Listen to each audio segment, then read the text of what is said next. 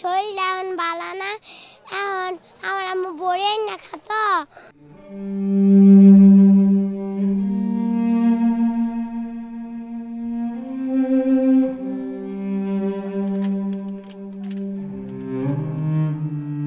যৎসামান্য খাবারের দেখা পেলেই হুমড়ি খেয়ে পড়ছেন করাইল বস্তিতে ভয়াবহ আগুনে ক্ষতিগ্রস্ত পরিবারের সদস্যরা।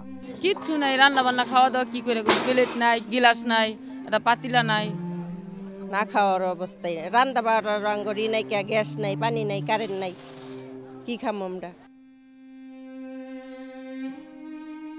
রাজধানীর অভিজাত এলাকা গুলশান বনানীর গা ঘেঁষা এই বস্তিতে টিনশেড আর কাঠের কাঠামোতে তৈরি ঘরই ছিল বেশি। আগুনের লেলিহান শিখায় পুড়ে বিস্তৃত জায়গা জুড়ে এখন কেবলই ধ্বংসের ছাপ। অবুঝ শিশুরা ব্যস্ত খেলাধুলোয়, কিন্তু বড়দের কপালে চিন্তার ভাঁজ। বুঝে উঠতে পারছেন না কি হবে আগামী দিনগুলোয়। এখান থেকে ঘুরে দেওয়ানোর কোনো সম্ভাবনা আমি দেখতেছি না, কোনো পথ খুঁজে পাইতেছি না। একবার কিছু নাই, মানে একবার সর্বহারার মতো থাক কেমনি থাকবো এটাই তো চিন্তা করতেছি। উপরে তো একটা সানির মতো যে একটা কোনো কিছু তাও তো নাই।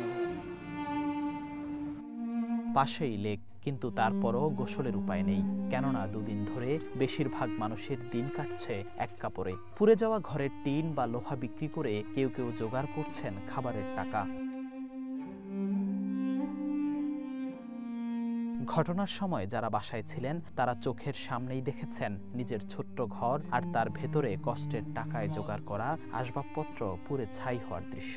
কেউ সব ফেলে রেখে স্ত্রী আর সন্তানকে নিয়ে ছুটে গেছেন নিরাপদ স্থানে। আগুন নিভে যাওয়ার খবরে ফিরে এসেছেন।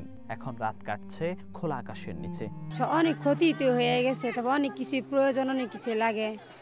তারপরে যদি কেউ আমাদের সহযোগিতা করতো, টাকা পয়সা কিচ্ছু নাই, কোনো মতো খালি এই পুনাই নিয়ে আর এই মাইয়া নিয়ে উবিদুর কিচ্ছু জিনিস না। কাউ তাও এক সময় পয়রা উঠে যে দুঃখ ব্যথা ব্যথা পায়, যে মাইয়ার গালে টালে ব্যথা পায় পড়ছি আর উঠছি, এমনি ই করে গেছি। আগুনে ক্ষতিগ্রস্ত মানুষের জন্য অনেকেই শুকনো খাবার নিয়ে গেলেও করাইল বস্তিতে এখন বড় সংকট শিশুদের খাদ্য আর পোশাকের। জিহাদুল ইসলাম, ওয়ান নিউজ, ঢাকা।